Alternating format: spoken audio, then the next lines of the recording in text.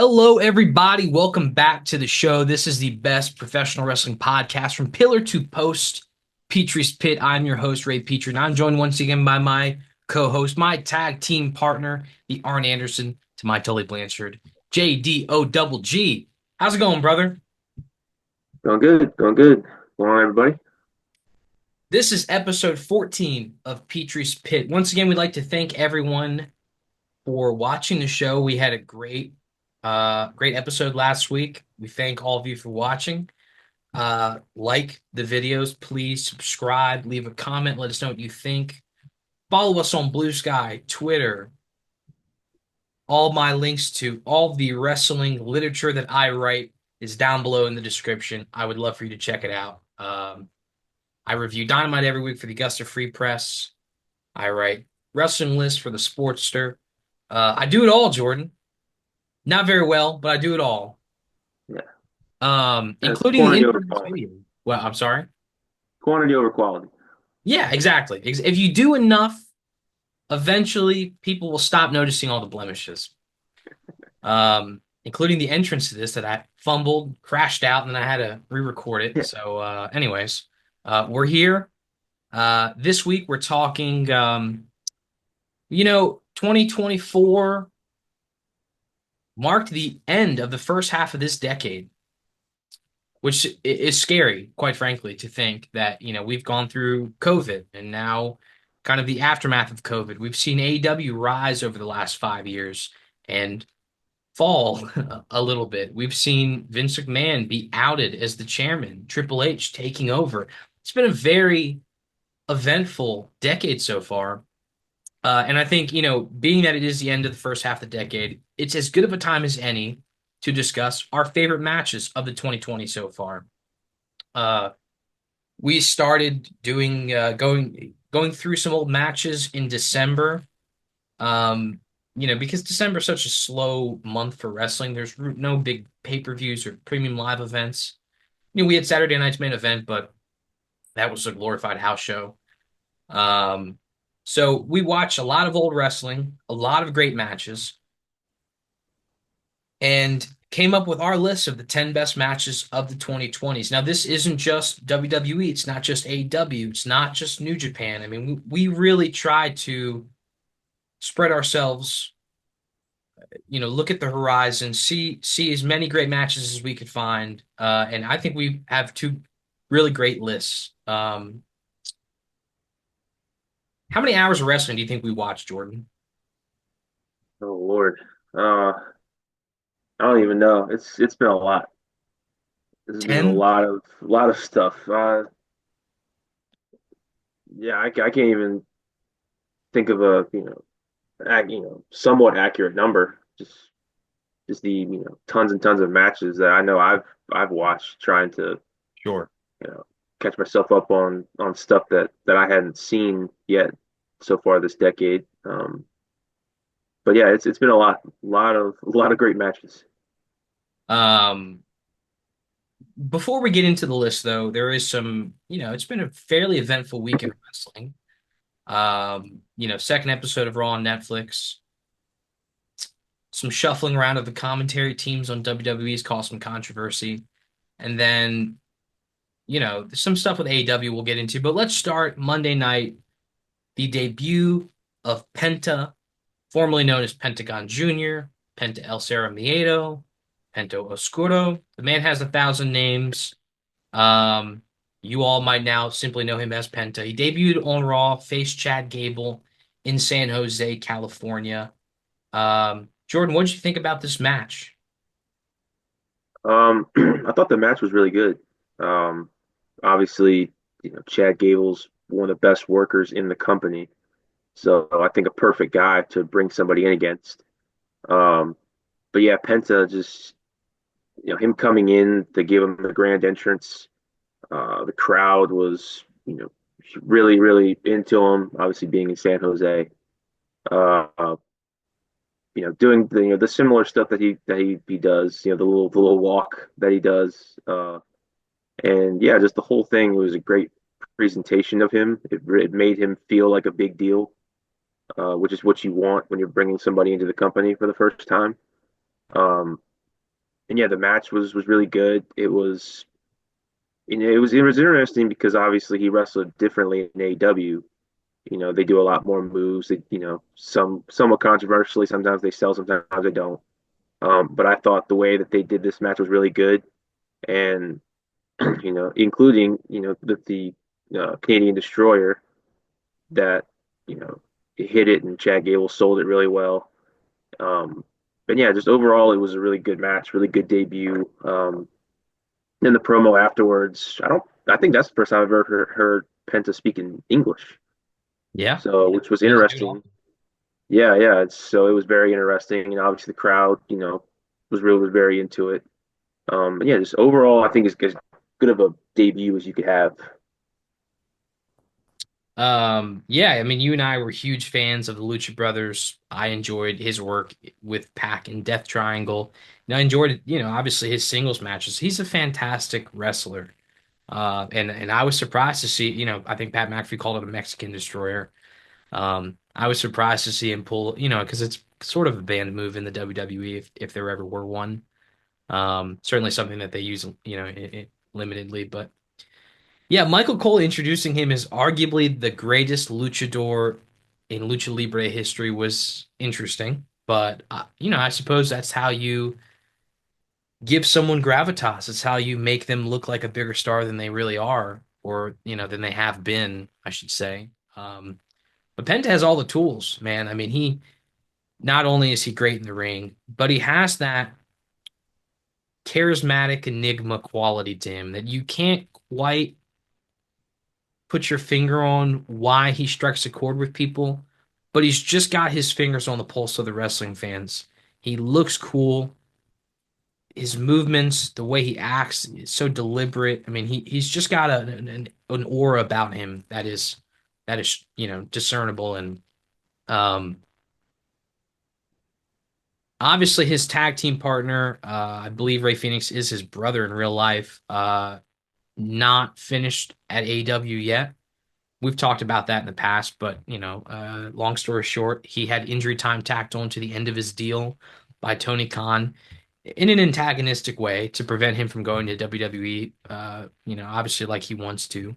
Um, what do you think the future is for Penta until Ray Phoenix arrives? Because I think ultimately the goal is to have them work as a tag team. I think it's fair to say, but what would you do with Penta until Ray Phoenix arrives? Well, I mean, I think you should, book him as strongly as you can, realistically.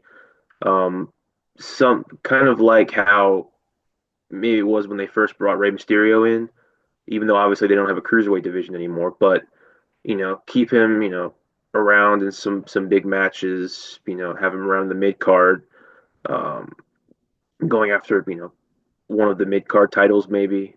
Um, I don't know if I would just throw him into something with like the LWO or something like that. I think I would, try to keep him as his own commodity, um, because he has the ability to do that.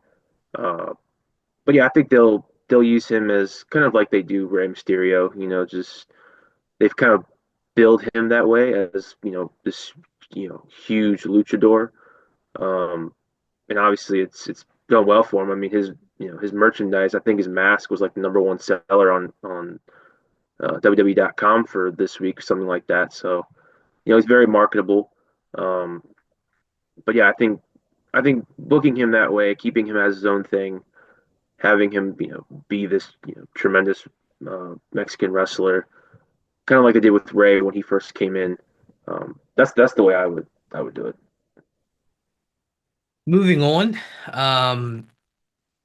Corey Graves, I mean, he's really been on every show at this point. Last year, he moved from color commentary to play-by-play.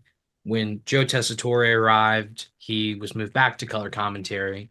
Longtime commentator in the WWE, former wrestler, of course, was moved to NXT last week when Pat McAfee returned for Raw on Netflix. Um, They've gone on SmackDown. Joe Tessitore and Wade Barrett are going to be on that team. Monday Night Raw is going to have Michael Cole and Pat McAfee. Corey Graves has moved to NXT. NXT is where he got his start, but obviously, currently, they already have Vic Joseph, and Booker T. So Corey Graves, kind of being the third man, which I think I don't like a three-man booth. I think I speak for you in that too. Neither of us like three-man booths. You don't want to be the third wheel in a commentary team like Vic and Booker T that have a lot of reps together. They have a lot of experience now together on that show. So Corey Graves tweeted, I guess this was Tuesday morning. Imagine chasing your dream, then being told, not deciding that you're no longer physically able to pursue your dream. Then you dedicate your life to something dream adjacent and being pretty effing awesome at it. And then when it's time to enjoy the fruits of your labor, being told you're not famous enough for your own job. Just in case you're wondering where I've been. Then there were reports coming out that he was supposed to be on NXT that night. He was seen at the Orlando airport leaving Orlando. Uh, didn't show up for work, ostensibly. Um, I guess my first question is, should he be on SmackDown in Wade Barrett's place in your mind? I mean, how do you feel about Corey Graves as a commentator, generally speaking? I mean, I don't have any strong opinions about him one way or the other. Um, I mean, I find that on commentary, he typically he plays the heel commentator role. And, I think he plays it pretty well. I think as long as you can be a good heel commentator without being annoying, Mhm. like how Michael Cole was back in the PG era for that period of time. Um, as long as you can be a good heel commentator, I think it's fine. I mean, I don't know. I'm probably in the minority here. I'm not that big of a fan of Pat McAfee on commentary. Not saying I prefer Corey Graves over him. I'm just saying uh, I don't see the appeal that McAfee has as far as a commentator. And Mhm. um, but yeah, I mean Corey Graves, I think he's good. He's a good commentator. He's not a legend. And like how when you and I were growing up, it was JR and Jerry Lawler. Mhm. Um, but yeah, I mean he's okay. He's good. Yeah, I've never been the biggest fan of Corey Graves. Now, I will say I didn't mind his play-by-play. He played it straight in the play-by-play role. Obviously, it's kind of hard to be a heel play-by-play guy, but like you said with Michael Cole. But yeah, I don't. I feel bad for him in just the tenure he has. Wade Barrett's not been a commentator that long on the booth. Um, Corey Graves has been doing it now consistently for the last 8 years now. Is that? I Yeah, mean, that sounds about right, right? yeah, yeah, something like that. Um, and to go from you were the color commentator, they moved you to play by play. At least internally speaks to their belief in him. And now he's the third man on the NXT booth. I can understand his criticism and his frustration.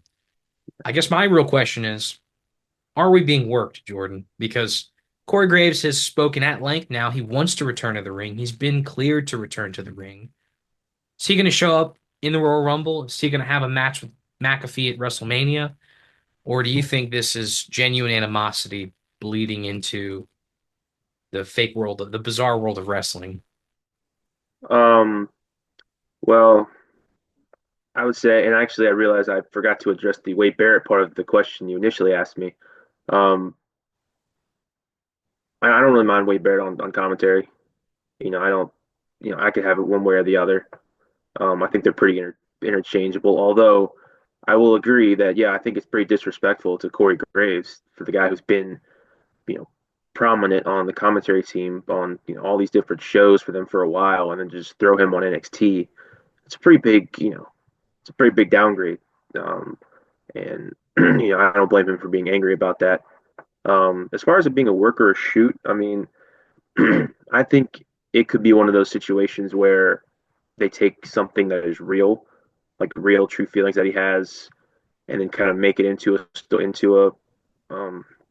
into a storyline of some kind. Obviously you know as you said, he's cleared to wrestle. Um, yeah, maybe that ends up being something with him and Pat McAfee. They've obviously had McAfee in the ring before. I don't know how interesting that would be to everybody. I'm I don't want to be disrespectful, but uh, I don't really know if people would like. Are you going to dedicate that to real like time on a PLE like the Royal Rumble or a match at WrestleMania or something like that? I don't think that that's really worth that, but it wouldn't surprise me if they went that direction, Mhm. considering how much they have invested in Pat McAfee. So I think it could be something like that. Um, it doesn't sound like it was something he was trying to get fired over. It just sounds like he was kind of venting his frustrations, Mhm. on social media. Um, I guess my last comment is to your point about Pat McAfee. I I'm ambivalent towards him. I understand the energy he brings. I I think Michael Cole really enjoys working with him, but clearly he's there for his crossover appeal to sports fans, not just wrestling fans, and to I think bring in some of those lapsed wrestling fans because in my opinion, clear obviously before he got into wrestling, it seems like he was a lapsed wrestling fan. Like he watched in the Attitude Era and he wasn't really following along with the product while he was playing football. It's what I've gathered. Um, not from what he said, but just from his knowledge of the product. But anyways, yeah, I don't know. It's odd, but I hope this is a work or they can turn it into actual business because I don't want to see him get fired. I don't want to see him leave WWE because okay, he goes to AEW and he wrestles or he does commentary. They don't need anyone else. They don't need anyone debuting or anyone else on the commentary booth. So I'd like to see him stay put in WWE and be rewarded for the work he's put in because whether we like him or not, clearly internally they have been happy with his work in the past. Um, I guess on Wednesday, it's been a busy week, maybe even yesterday. WWE and TNA announced a multi-year partnership between the companies. Before we get into the granular detail of this press release, um, this is as a wrestling fan of the 2000s, this is an insane thing, isn't it? Oh yeah, I mean, you think about how before it was always WWE versus TNA, and how it kind of is now with WWE and AEW, where it was always them in somewhat competition with one another. Um, to where now, I mean, TNA has fallen very, very, very, very far down the ladder as far as wrestling companies go. To where if this had happened, back when we were growing up, it would have been seismic. It would have been like WWE and AEW agreeing to work together now. Yeah. Is how it would have been. But now, it's they've already worked together in a lot of capacities. They've had people on each show. So I mean, I'm not saying it's not significant, but it's not as big as it kind of sounds like it is. hmm Um, just a short snippet from this press release because it is several paragraphs or lines. WWE, part of TKO Group Holdings and TNA Wrestling, one of the world's top wrestling brands and a subsidiary of Anthem Sports and Entertainment, today announced a multi-year partnership aimed at creating unprecedented crossover opportunities within WWE and TNA programming for NXT superstars and TNA wrestling stars. The agreement will enable talent to garner additional exposure across key WWE and TNA programming, including weekly flagship shows such as NXT, which airs live on the CW, and TNA Impact, select WWE Premium Live events, and TNA pay-per-views, in turn bolstering their in-ring development with exposure to world-class talent and coaching. Now, what that sounds like to me is a partnership between NXT and TNA, not necessarily the broader WWE, which personally, if this is going to be a mutual partnership, I'd like to see AJ Styles in TNA. I'd like to Yeah, see LA Knight in TNA. I'd like to see a yeah, Drew McIntyre in TNA. Guys who have been legitimate stars at TNA, not just we have the top TNA guys going over to the developmental brand and jobbing out. Like, Alexander Hammerstone going over to NXT and losing to Obafemi. I understand Yeah, Obafemi's a big star, certainly bigger now than he was then, but Alexander Hammerstone's like was a marquee free agent signing for TNA, a guy that you would really want to build up, and you just yeah, brought him over to NXT to lose to the North American champion. Like, yeah. Well, I um, mean, yeah, I think that's why TNA is in the position that they are now, where they, want to partner up with WWE so bad because they're so just terrible at what they do. um, and I mean the ratings. Listen, TNA on Access Network, Access TV, whatever it is, not exactly a premier television spot on cable network television. Yeah, But their ratings have not been affected positively, anyways, by their partnership with WWE. yeah, When they were partnering with AEW, Kenny Omega was on Impact Television. Christian Cage went over to Impact. You had legitimate stars. Now maybe that's not good for AEW. Maybe that I don't know. I mean, we could argue that till the cows come home, but yeah. um, what would you like to see from this partnership? Well, I mean, I think that for uh, like you said, for WWE, I think it would be best for them to, obviously to continue to get people from TNA, uh, have them on NXT. I don't really know how problem. I don't think they're going to show them on like their main shows. Um, and then, for TNA, I think it would benefit them a lot. I mean, if WWE were to really send them real stars, like you said, former people who in TNA, AJ Styles, Drew McIntyre, LA Knight, people like that. I think that would benefit them greatly, or even just at the bare minimum, like send them the at least the big NXT stars, Hmm. like Obafemi or Trick Williams, whoever else. I'm blanking on. It looks like Julia, Yeah. Stephanie McCord, people like that. Like send them like notable people who, if they showed up on TNA, would at least be somewhat significant, Hmm. as opposed to sending them people who no one, even people who watch like WWE, don't really know who they are, or have only seen them once or twice. I mean, this is a much bigger deal for TNA than it is for WWE. Hmm. Because it gives TNA more exposure. WWE obviously doesn't need more exposure.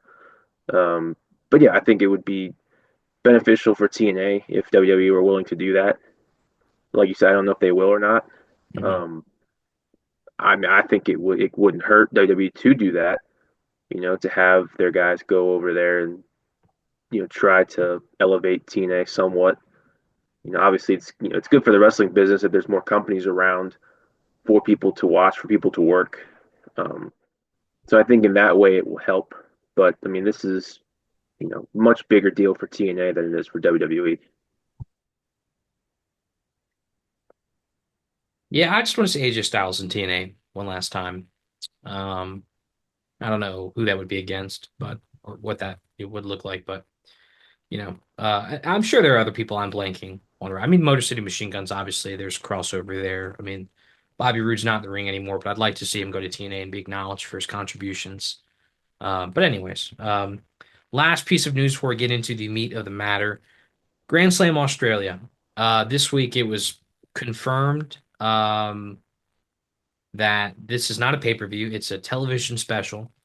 Obviously, being that it's in Brisbane, Australia, it will be aired on tape delay, which that makes sense. And it, has been marketed as being available on both TNT and Max. Now, the problem is that NBA All-Star Weekend is the same weekend, and Saturday night is the skills challenges for the NBA All-Star Weekend, which has been marketed as airing on TNT that night. So, I don't know how, in a vacuum, is this really a big deal? No, it's a mistake by AEW, but these things happen a lot in AEW. I mean, we this was kind of marketed as a pay-per-view, right? Like this was going to be a stadium show. This was going to be a huge event for AEW. Then they had to move it into to an arena. and because it didn't sell well, it just didn't. I don't know. I mean, I don't know what aspect of their marketing in Australia it didn't work. We're not Australian, if you couldn't tell. And I've heard that this is like the second week back to school for people in Australia, so it's not a very good time to have an event, anyways. They're different things. But this is now a month away, and we haven't gotten the details down of when this is going to be, what time, what network it's going to be. These things seem important for an event of this magnitude, right? Yeah, I mean you want to market a show like this and get the word out as much as possible. Have the matches, some of the big matches locked in. So people can be like, oh, this show's coming, then this is who's going to be there. I really want to go watch this. Um, but yeah, AEW just it seems like they just consistently the marketing for these shows is just so bad, and it doesn't have to be that way. Like we like how they're doing with All In Texas. I mean, they're promoting the hell out of it. Hmm. Like that. Like you would think that's how you would promote this, but maybe it's because of how bad the sales were, and that they had to move it. Maybe they're just like, well, this is not turning out well, so it's kind of just a lost cause at this point, not so to speak. Maybe not a lost cause, but it's not going to be as big as we thought it was going to be. Um, so we're not going to, put that much time and effort and money into promoting it like we originally had planned on. But yeah, I think it's also too. I mean, I don't know if as far as I mean, is who is Australian in AEW? That's like a big deal. Is there? I feel like I'm blanking on somebody. Tony Is there Storm, anybody? Yeah, Tony Storm. I mean, she's probably uh, the big one, right? and she's going to be facing Mariah May. I mean, I Yeah, would assume that'll be the main event. Well, I take that back. If I were booking the show, it would be the main event. I don't yeah, know if it will be or not because yeah, I mean, it seems like Adam Copeland will be challenging John Moxley at that show. Although, now at this point, if it's not a pay-per-view, I don't know. I mean, that's, yeah, I've been kind of thinking, oh, it's going to be Adam Copeland versus Moxley, Mariah May versus Tony Storm. You'll yeah, have the tag team titles on the line, Hurt Syndicate against Private Party, but it's not a pay-per-view, so it's really hard to tell. I mean, I guess for Max, this is a good thing because it's a very big event for them to market is airing on Max at 8 o'clock. yeah, But like I said, I mean, the NBA All-Star Skills Challenges is the same day, and the NBA is king for Turner. I mean, it's obviously they're losing at the NBA, but I mean, it's their biggest commodity in sports. Maybe totally. I don't. It might be their biggest thing totally, but um, yeah. Tony Storm is to answer your question, and then I guess Buddy Matthews is Australian. yeah, I don't know if there's really anyone else that's yeah. Like Australian in it's the name. it's not like how like when WWE did a show there, they have Rhea Ripley. Hmm. She's one of the biggest names in wrestling, period. And they pretty much they built that show around her, and they marketed it. And obviously WWE has much bigger audience than AEW does. Hmm. Um, and I mean they were in a stadium, and I mean they didn't completely fill it, but it was pretty full, as full as you could probably hope for. Um, but yeah, I mean they built the show around one of the marquee names in their company. AEW doesn't really have that. I mean Tony Storm is obviously probably the biggest women's name there, Hmm. besides maybe Mercedes Moné. But that's not the same thing. She doesn't have the same appeal. Plus, they're doing this whole rookie Tony Storm thing, which that doesn't really you know work as far as trying to promote this show. Um, so yeah, just I think a lot of self-inflicted wounds on their part trying to do a show like this. And yeah, their marketing, man, is just they need to really get that fixed because you are not going to be able to, consistently put on these great shows and get more people to come to them if you don't market them properly. Yeah. Um, Kyle Fletcher and Mark Davis, I guess. I forgot. They're Australian. Aussie Open. They're Yeah, Australian, obviously. yeah, But what I mean,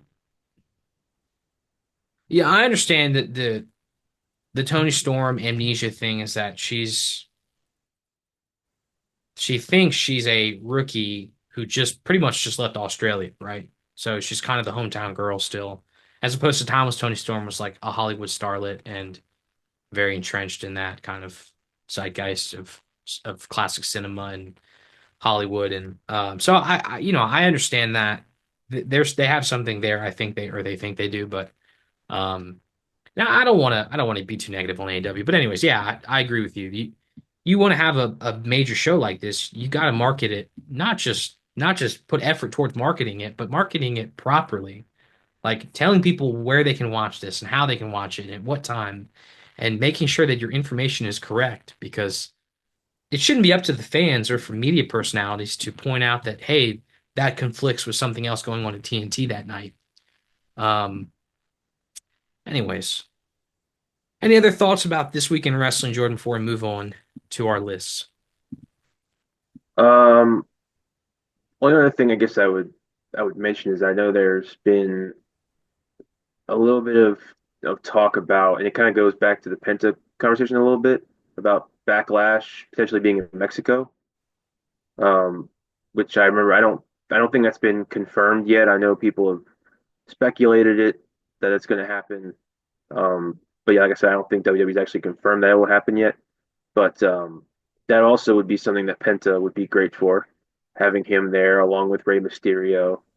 I'm assuming they probably have like Stephanie McCour be there for that. And it just adds another luchador to have on that show. That's probably the only other thing I can think of that I don't think we talked about. Yeah, Bad Bunny teased that they will be hosting Backlash in Mexico. I know in the past, Rey Mysterio has talked about wanting to do a show at, I think it's Estadio Azteca in Mexico before he retires. That arena sits 80,000 people. Um, and listen, they have the most prominent, popular, arguably the greatest luchador in Lucha Libre history in Rey Mysterio on their roster. I mean, do you give him a title match? Do you put him in the main event of a show like that for the title? I don't know. Obviously there's a lot of time between now and then. Um, and maybe it's not Backlash, maybe it's later in the year, but I'm inclined to believe that Bad Bunny knows what he's talking about because I would assume they would, before they even begin putting that show together, they would talk to him about being there because he is arguably the biggest music artist in the world right now. Um, yeah, Penta, man, I mean,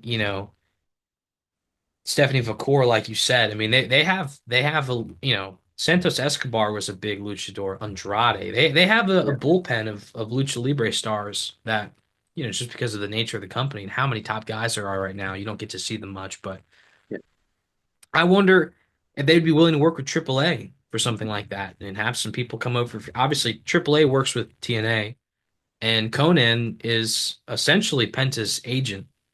He helps him broker deals like these. I don't know if he did for the WWE deal. I don't obviously I don't know, and I don't know if he's really liberty to say, but yeah, um, I'd be curious if they'd be willing to bring in some people from AAA for that show. So I tell you what, it would be exciting to see them do a show at an event like Estadio Azteca because of the size, because of the yeah, the scope of it. yeah, Um, plus, yes. international markets are so fun. Yes, but yeah. So I mean, obviously the international shows are tremendous. And as far as WWE, I mean, if anybody's going to be able to go to a stadium like that internationally and come close to filling it, it would be WWE. Because of obviously all the talent they have. They're the biggest wrestling company in the world, and like you said, they have now potentially some connections to AAA.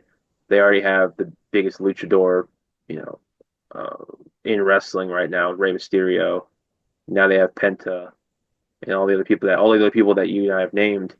Yeah, it'd be a huge show. I'd be infinitely more interested in that than seeing the Royal Rumble in Saudi Arabia. I know that. Absolutely.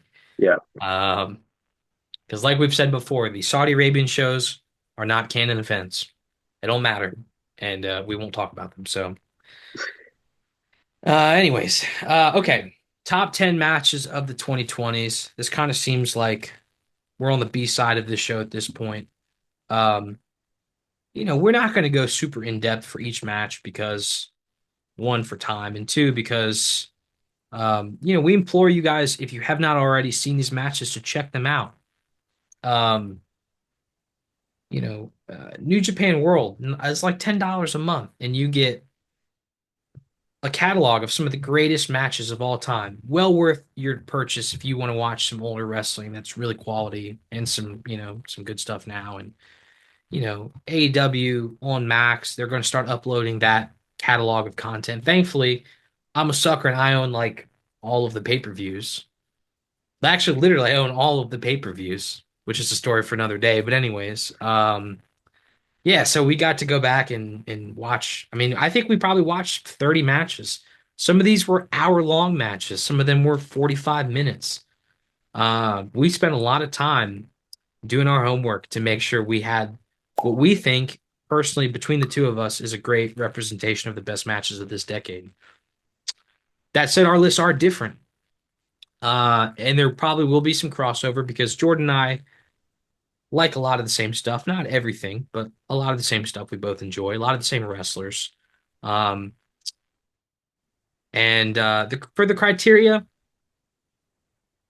we're wrestling fans first, so it's all about how it connected with us, how it landed with us. There's no, there's no, what's the word I'm looking for? Linear way to tell a great story in a wrestling match.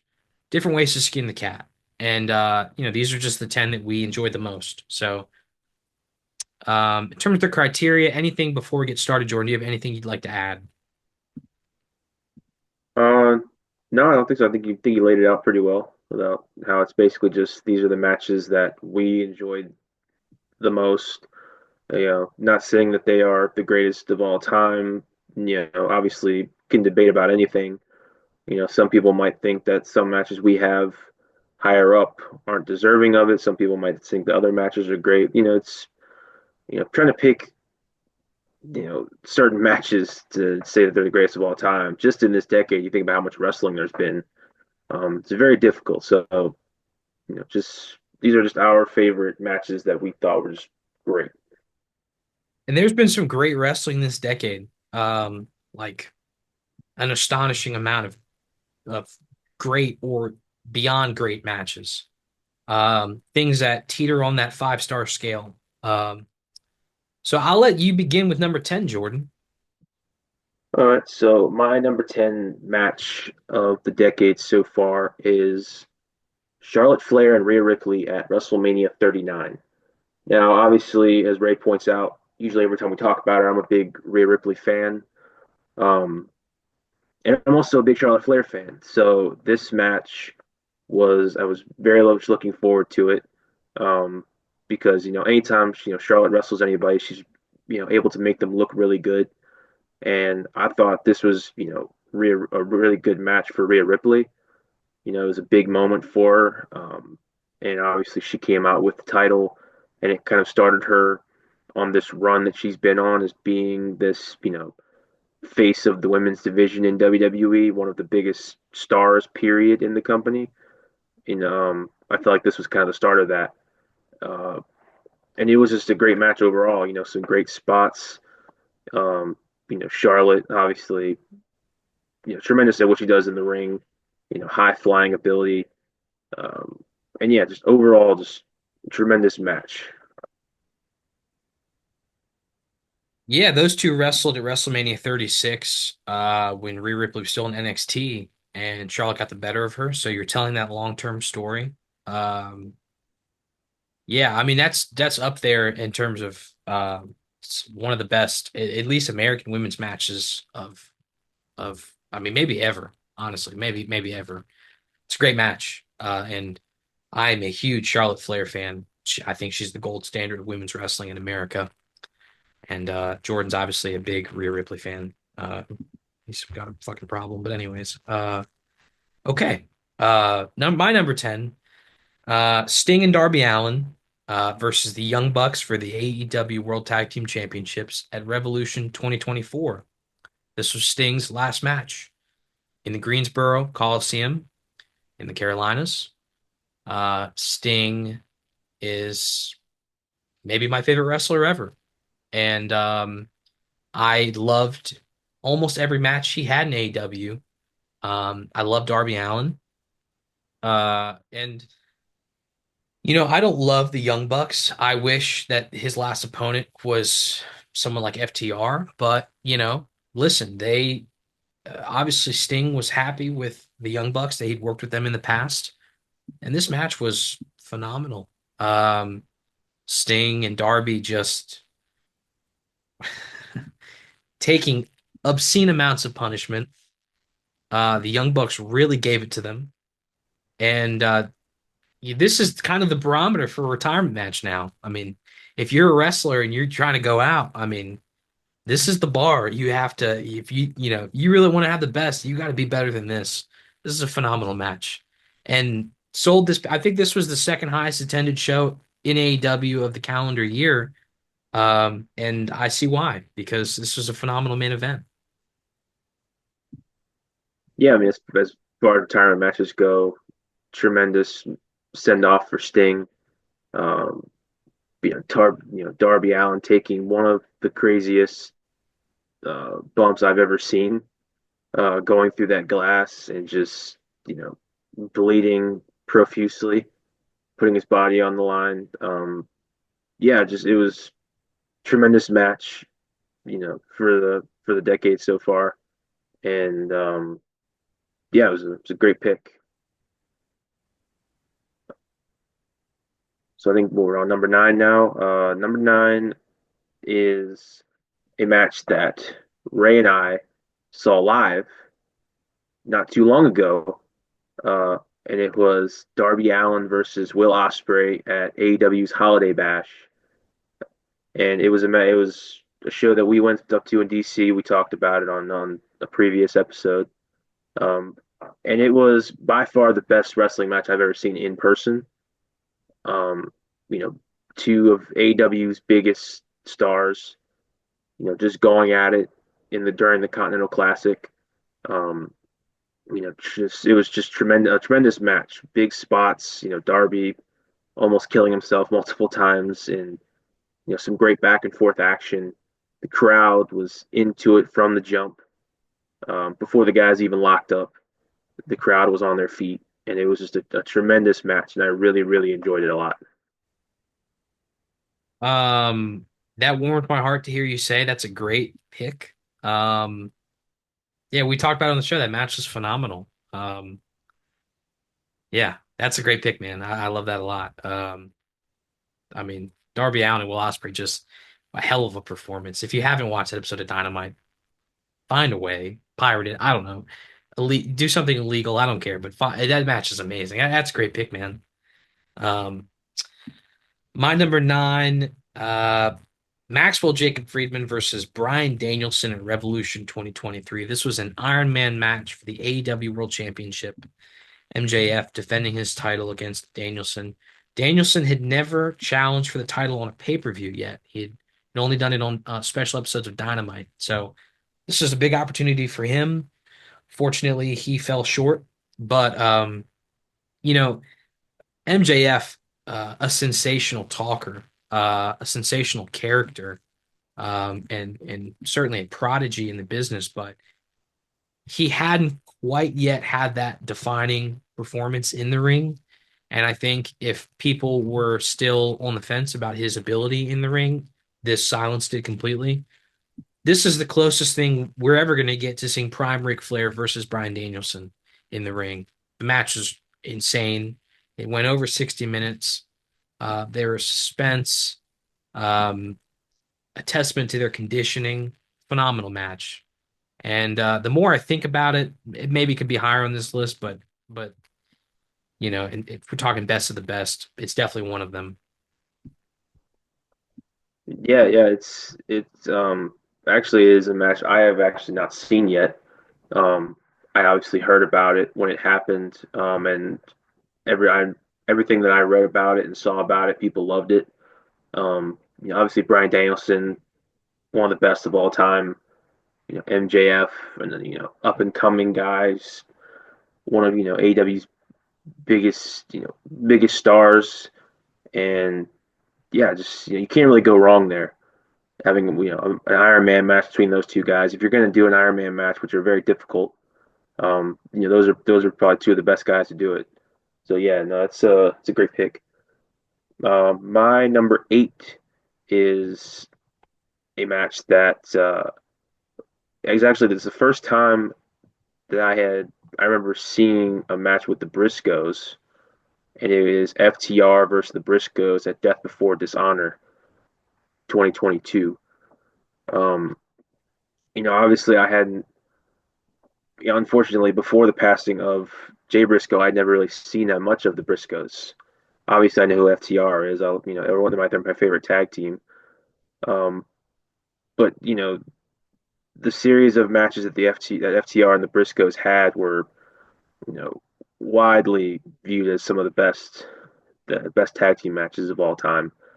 Um, and this match was no different. Just two great tag teams going back and forth. Um, and yeah, just this is one of the few tag team matches because obviously we talk about tag team wrestling and how it's not as big in either company as it probably should be. Um, but this was a really big match between two marquee tag teams, and it definitely did not disappoint. Yeah, today is actually the second anniversary of Jay Briscoe's passing. And it's poignant that you bring that match up because that trilogy in particular is one of the best wrestling trilogies of all time, and I'll stand by that. I mean, you can name any, and I think it's right up there with any of them. But that match in particular, best two out of three falls, phenomenal.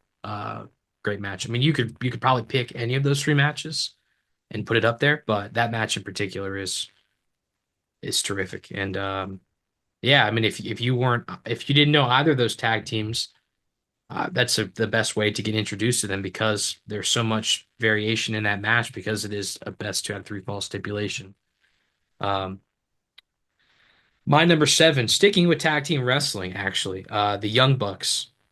Oh, I'm sorry, number seven, Lord of Mercy. Number eight, whew, I have our list side by side, and there, the numbers are off right now. My number eight is Kenny Omega versus Will Ospreay at Wrestle Kingdom 17. Um, which, if available in New Japan World, 9.99 a month, you can watch this match. I feel like I'm being sponsored by them, but anyways, I'm not. I just think it's a really great app and there's a lot of good matches on it. Um, yeah, this was Kenny Omega's return to New Japan after leaving in 2019 to start AEW. Will Ospreay at the time was still signed with the company. Um, he was a heel, the leader of the United Empire. He was not the aerial assassin anymore, as it were. And Kenny Omega came back. Um, recently, Gabe Kidd had that match with Kenny Omega, and it was kind of the same story beats. Will Ospreay quasi defending New Japan from the guy that left. Will Ospreay felt like he had replaced Kenny Omega, supplanted him as the best foreign wrestler. Kenny Omega disagreed, thought Will Ospreay hadn't achieved the same things he had yet, hadn't elevated the company quite like Omega did, and the match is phenomenal. I mean, whether you're a fan of that style of wrestling or not, the fact of the matter is they're two of the best athletes who also leverage that ability to tell a story in the ring and the way that New Japan presents wrestling. It all coalesced into this perfect mixture. So I really love the match a lot. Kenny Omega won that match, defended his IWGP US title, and they ran it back at Forbidden Door. And that match could have been on this list as well. That match was phenomenal. But Yeah, it's definitely it's a great match, and I'll just go ahead and spoil it now. That was my number seven was Omega versus Ospreay, Wrestle Kingdom. Um, but yeah, these two of the best to ever do it. Um, and obviously they've wrestled, a couple of times. First time I had actually ever seen Will Ospreay wrestle was a different match between them at Forbidden Door.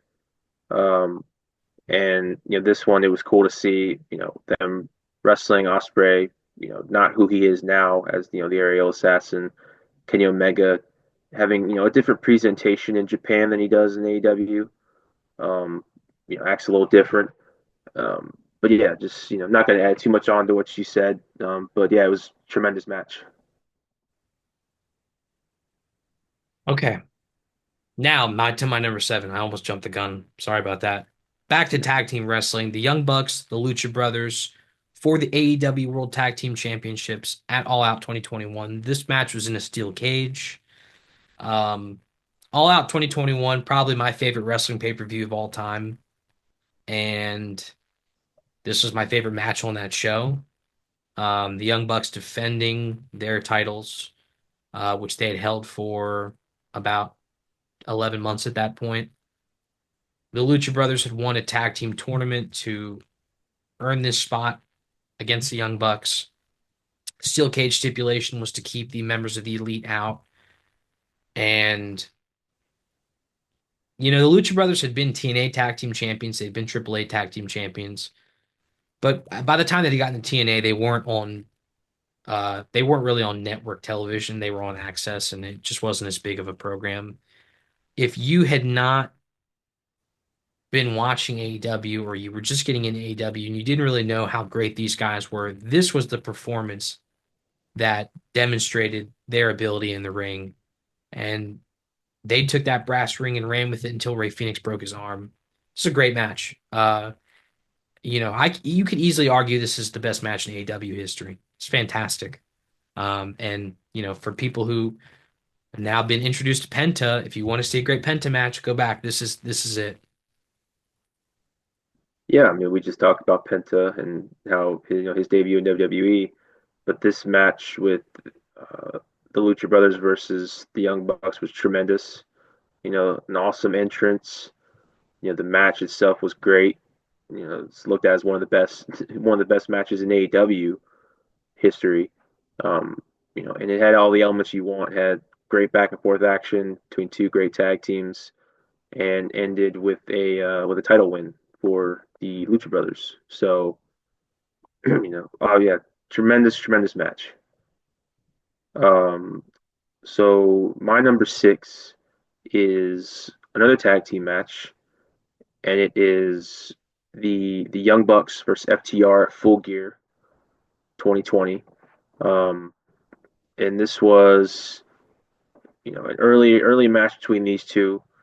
Um, and this is when I think FTR had just come over to AEW. They hadn't been there long. So the rivalry and the real life animosity between these two teams, is well known. At this point, it was pretty fresh. Uh, but both teams went out there and put on a tremendous match.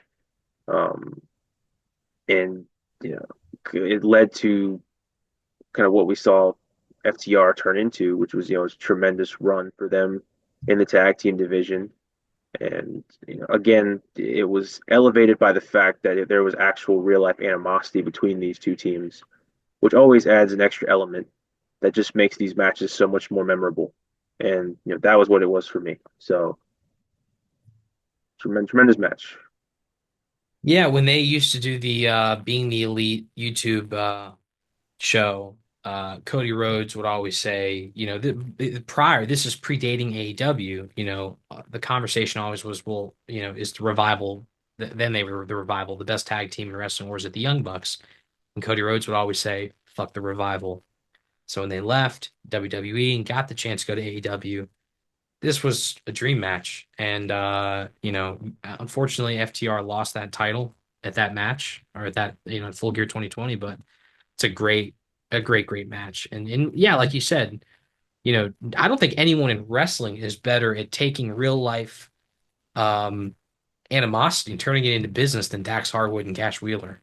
No one. They will make anything a piece of business.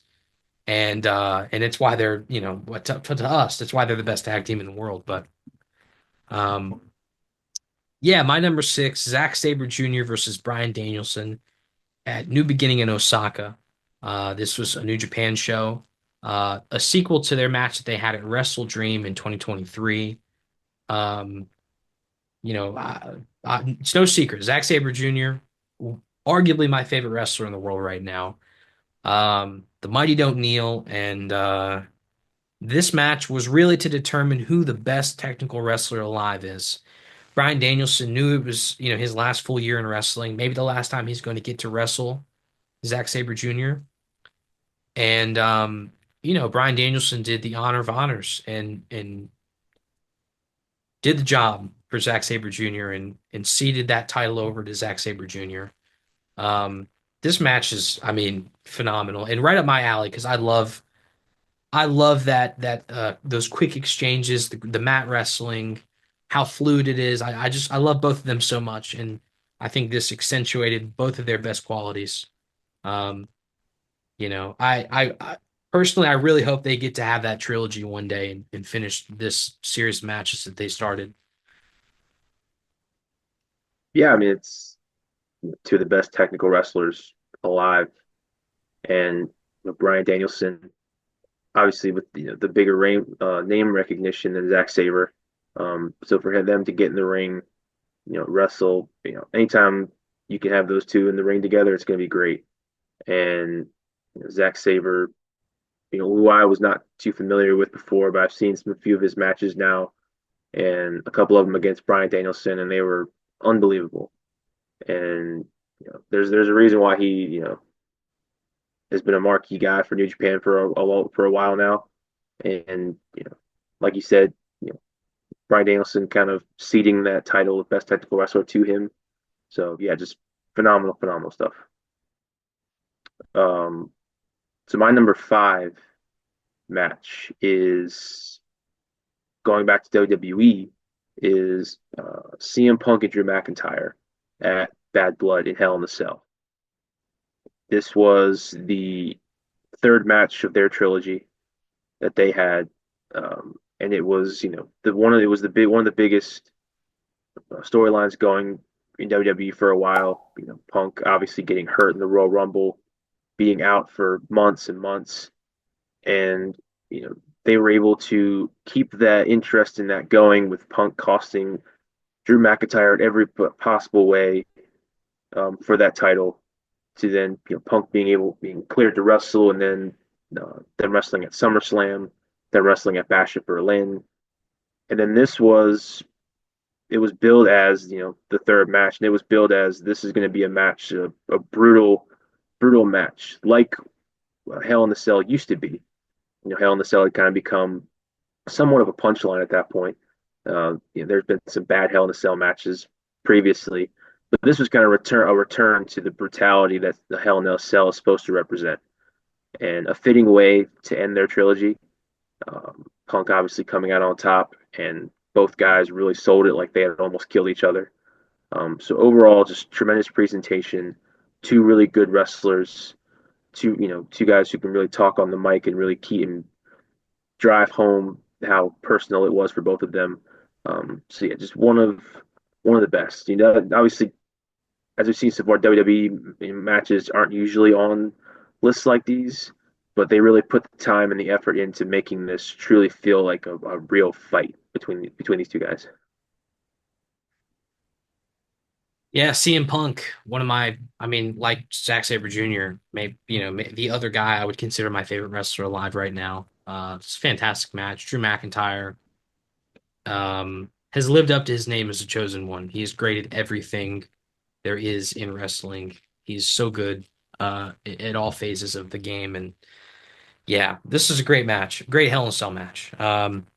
My number five, we're staying in the WWE, and this is, I'll just go out and say it, my favorite WWE match of the decade thus far. Roman Reigns versus Cody Rhodes at WrestleMania 40, night two, for the undisputed WWE Championship. Roman Reigns, obviously, on that 1,300 plus day reign as champion, starting with the Universal title. He then won the WWE title, and was holding them both.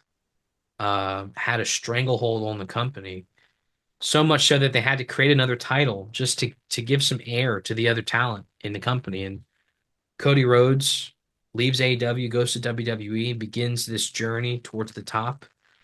Um, he called it finishing the story, but winning the title that his father never could, and becoming a truly recognized world's champion. I mean, listen, their match at WrestleMania 39 was really good. Great. I mean, it was great, and the in-ring quality was great, and they brought that to this. They obviously wrestled in the tag team match on night one. Then they go into night two, Bloodline rules, and between the in-ring action, the run-ins, fantastic. Great match. So yeah, I mean, and listen, I'm a big Cody Rhodes fan. I have been for years. So I mean, it's no secret I was happy to see him win the title, but uh, yeah. Yeah, it's one of the biggest and best matches in WWE so far. Um, the story was tremendous between the two, um, and yeah, just overall just well put together match for WWE.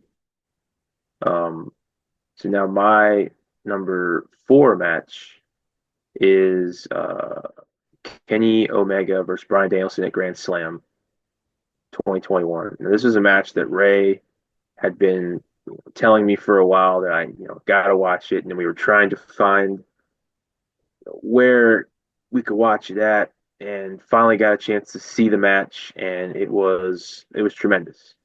Like we've said multiple times, Bryan Danielson, one of the best to ever do it, and you put him up against Kenny Omega, who at that point was on a heater. He was the AEW champion. He was the face of the company. He was wrestling all over the place, and for him to be able to wrestle Bryan Danielson, and I believe this was his Bryan Danielson's was his first match, I think, in AEW when he arrived. So what a first match to have to wrestle Kenny Omega on a on a on a stage like that. And to me, anytime you have the crowd start going nuts before the guys even lock up, you're going to be in for a great match, and that is exactly what this was. Yeah, Kenny, I mean, yeah, to to say that I think for the 2010s to that point, you could argue that those were the two best wrestlers in all of wrestling in that span of time. Um, Obviously at different points, but when Bryan was on his run before his retirement, and then Kenny picked up in New Japan with the IWGP title and being in Bullet Club, and there's an argument to be made that over the last 15 years, those are the two best wrestlers in the world, and to see them lock up at Grand Slam was a dream scenario for wrestling fans.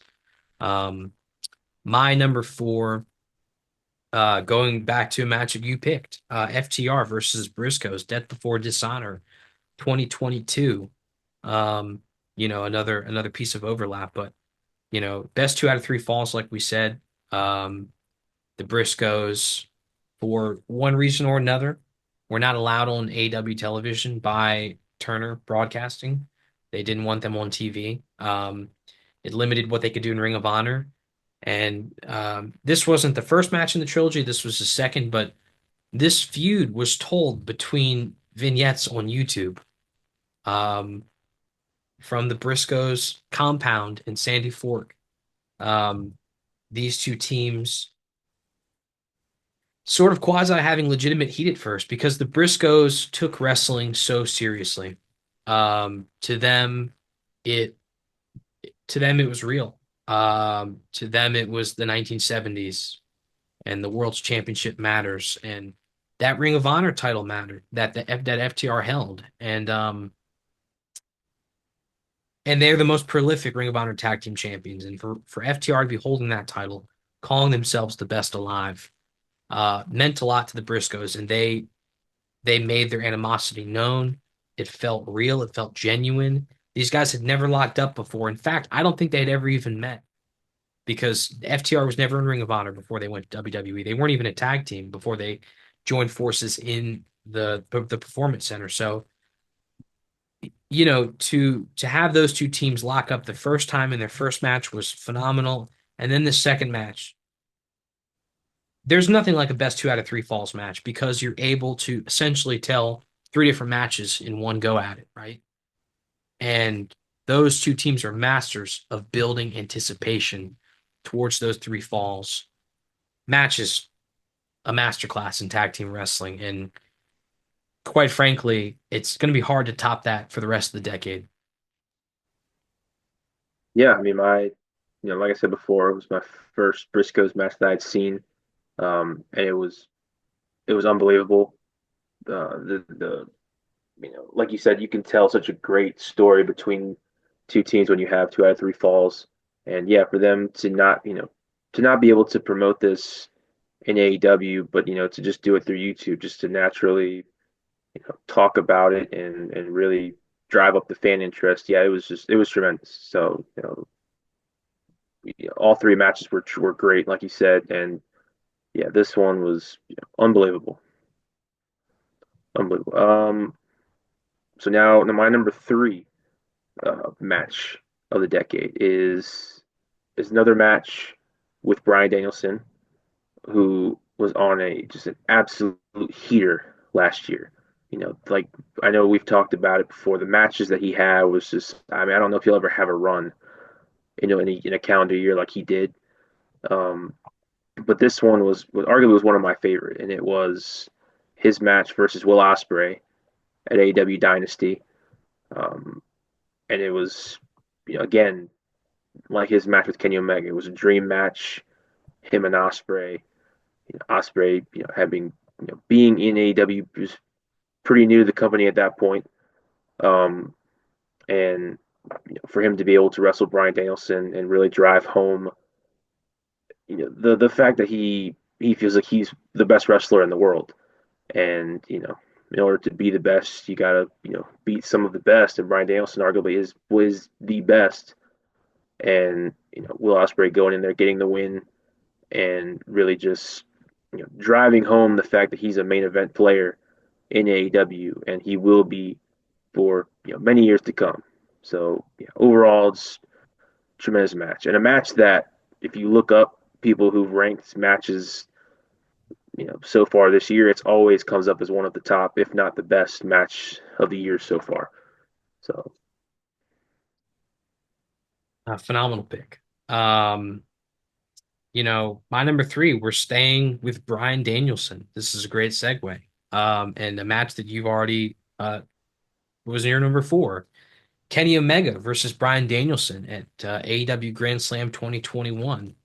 Let's set the stage for this. Kenny Omega had won the AEW World Championship from Jon Moxley.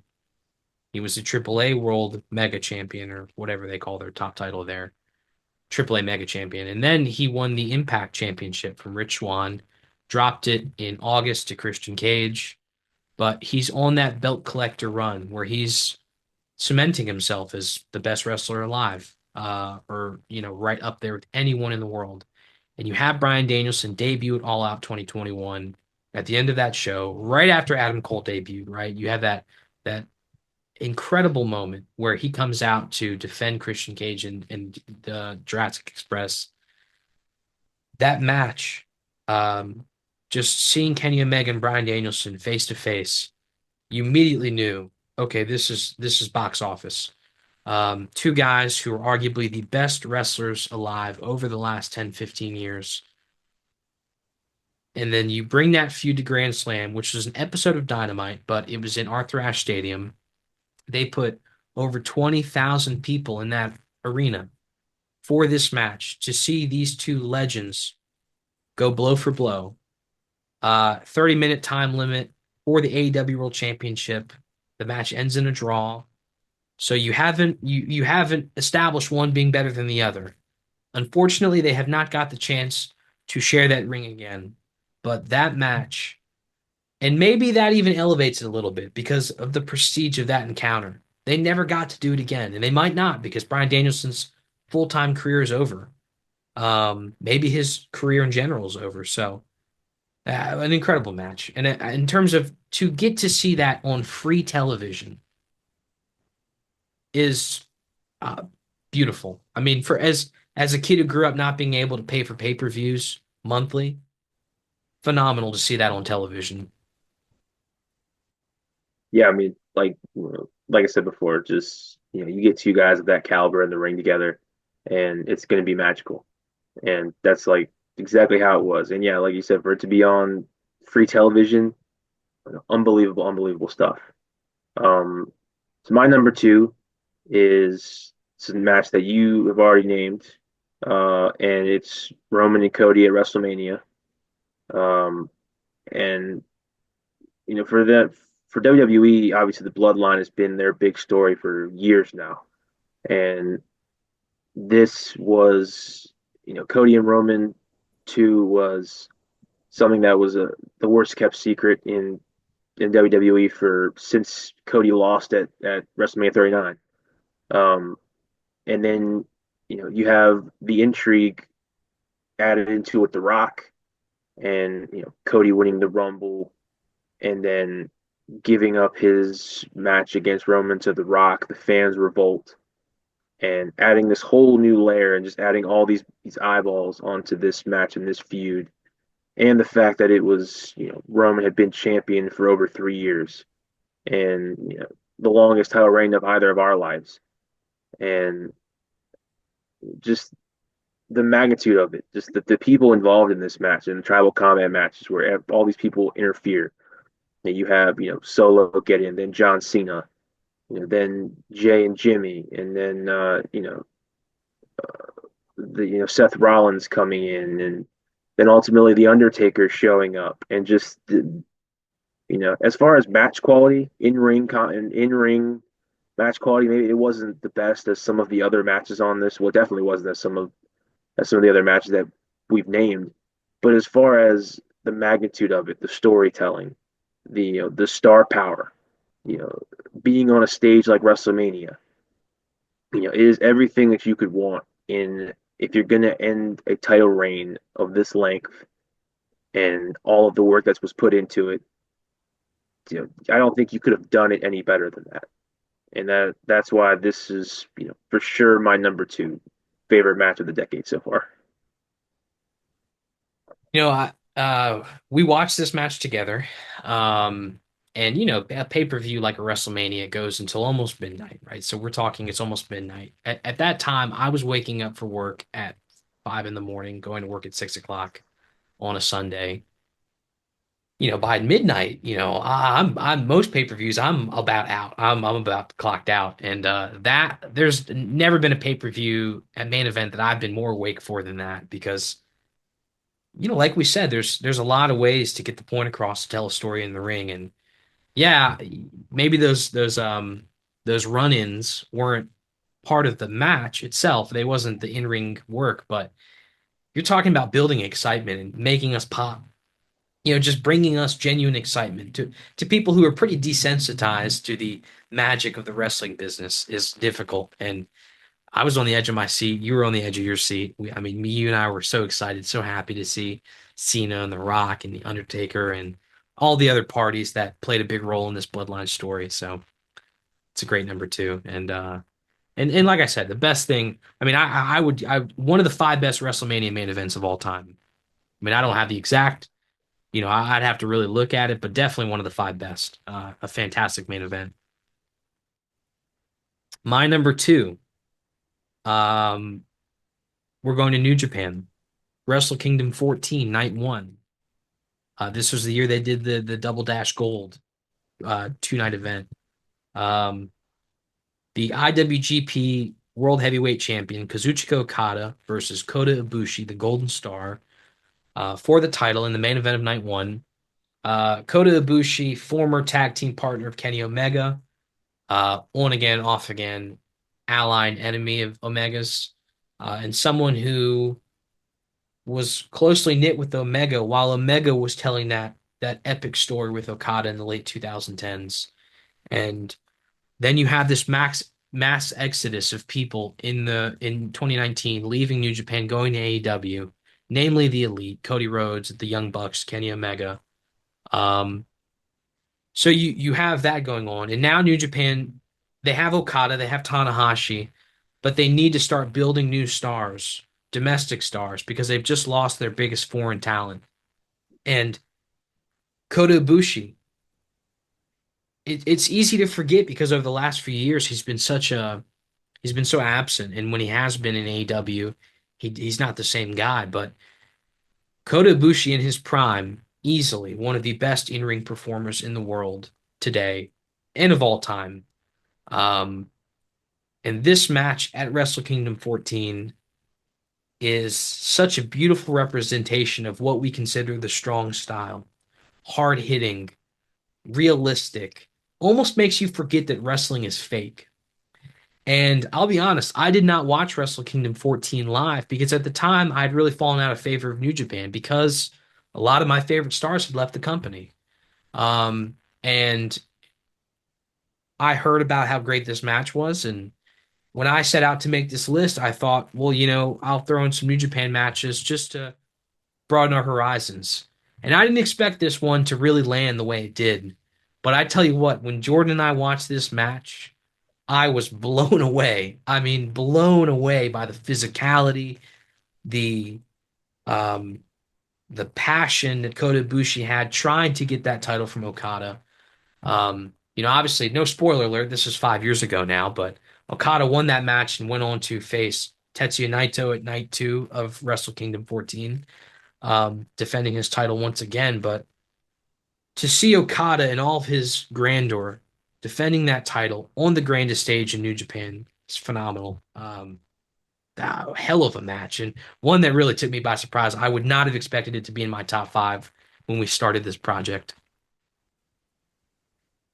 Yeah, I mean, it was just an unbelievable match. And I'll just say now it was my number one, which for me was pretty crazy when I really put my list together because I've never been a big New Japan guy.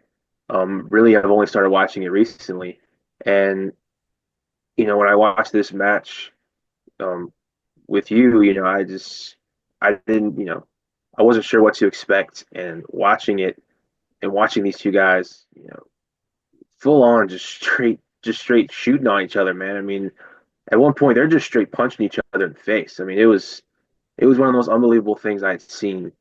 And like you said, the passion that they had, trying to, Kota Ibushi trying to win the championship, Okada, obviously as him being one of the best in the business. It was crazy. And I had never thought that I would have a New Japan match being number one on a wrestling list like this for me, but just I couldn't believe how great this match was, and I had to put it as my number one because I just sitting back and how many times I was popping just watching these guys just straight hit each other, man. It was crazy. So yeah, it was my number one for sure, and overall it's a great pick. Yeah, we watched this match back to back with a series of great New Japan matches, including a match that happened right before it, Hiromu Takahashi versus Will Ospreay for the IWGP Junior Heavyweight Championship, which is a great match. I mean, a legitimately great match. And then you go to this, and it's like, wow, that is another level of phenomenal. Yeah, that match is insane, and I mean, it's for like 45 minutes, but very rewatchable. I mean, um, yeah, Kota Ibushi when he's angry is just at another level, another gear. But my number one, Jordan's already mentioned it, so I don't have to say too much. But Will Ospreay versus Bryan Danielson in AEW Dynasty 2024. Ospreay had just come into the company in March. His first match as a signed AEW talent was against Konosuke Takeshita at Revolution, which is I mean, a four and a half, 4 3/4, 5-star kind of match in and of itself. But he goes to Dynamite, wrestles Kyle Fletcher, has a great match, and then Bryan Danielson comes out at the end of that Dynamite episode, teasing this clash at Dynasty. And this wasn't the main event, which is baffling to me. I'm a firm believer the world title does not always have to be in the main event. You go with the biggest draw, and there's no way you can tell me that this wasn't the draw of that pay-per-view. Bryan Danielson ultimately strung together one of the best runs in wrestling history in 2024. Just fantastic match after fantastic match. And I think in most years you consider that the best year in wrestling, but then you look at Will Ospreay. You know, the catalog of fantastic matches he had in 2024 is ridiculous. It's otherworldly. And this was the pinnacle. A young man trying to assert himself as the best wrestler alive. And like you said, if you want to be the best, you want to be the man, you got to beat the man. And the man in AEW at that time was Bryan Danielson. He might not have had the championship gold to back that up, but in terms of having all the tools and being a master of his craft, there's no one quite like Bryan Danielson, maybe ever. There's an argument that he's the best wrestler of all time. And this match is otherworldly. I'm pretty firm on that, the 5-star scale shouldn't be broken so flippantly. But if there were a match in my mind that could break the 5-star scale, it would be this one. This is as good as any match I've ever seen, ever, and maybe the best match I've ever seen, not just of this decade. These two gave everything in this performance and told a story with that Tiger Driver. That Bryan Danielson thought it was too dangerous, that it was reckless, that it wasn't, it was not something Osprey should be using against his opponents. Osprey uses it against Danielson. Danielson has that seizure at the end of the match. The neck damage. Obviously, Bryan Danielson no stranger to neck injuries. Um, yeah, I mean, just phenomenal. And it's really unfortunate that these guys might not run this back. We might never get a sequel to this match. And in my mind, that elevates it ever so slightly. That this might have been a one and done. Yeah, it's like I said before, with Osprey and Danielson, two of the best. Um, and yeah, I mean, as far as the 5-star scale, breaking it, this would definitely be one of the matches that I would break it for. Uh, and yeah, the fact that this wasn't the main event was crazy. Um, but it just goes to show, I mean, Danielson having that run and being able to face some of the best, and being able to give Osprey that that little jolt for his run in AEW, which he's still been on and has been great. And I think this was a really helpful thing for him to be able to beat a guy like Danielson. And yeah, I mean, if this is the only time that those guys get to wrestle, then man, it was what a match to have as a one off. Um, yeah, I mean, there's something about the idea that you might never see something again that makes it that much more special.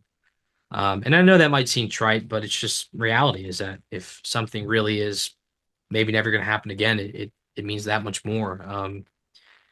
Listen, I love doing this. I'm not saying it's hard watching this many great wrestling matches because you kind of become desensitized at a certain point. Over the course of a month and a half, you and I probably watched 34.5-star or better matches in our mind, in our view of things.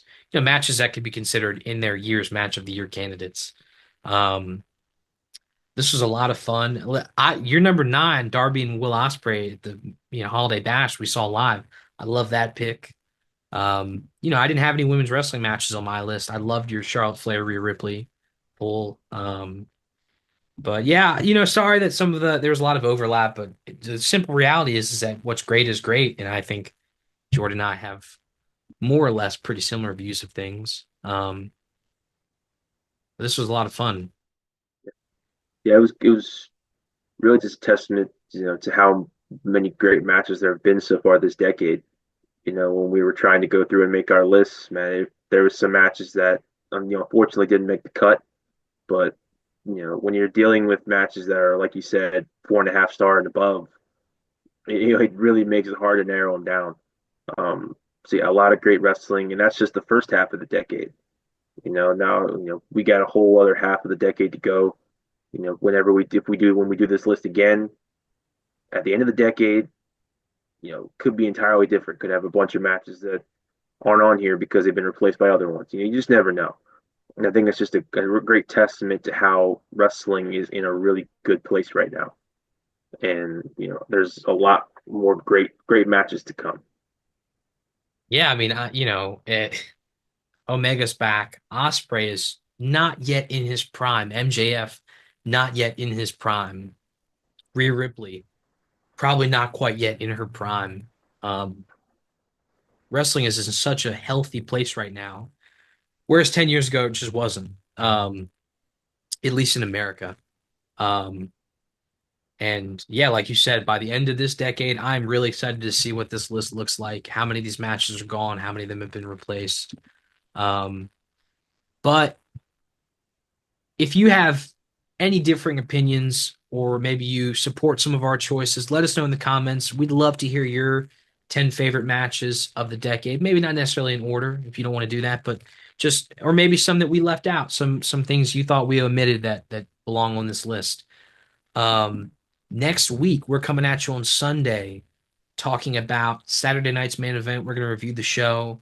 There are two matches announced so far. I'm assuming that, by next SmackDown, we'll have an idea of what this card looks like. And, um, I like these Saturday night's main event shows. I love the nostalgia. And this one looks like it's going to be a good episode, even if some titles aren't going to change necessarily.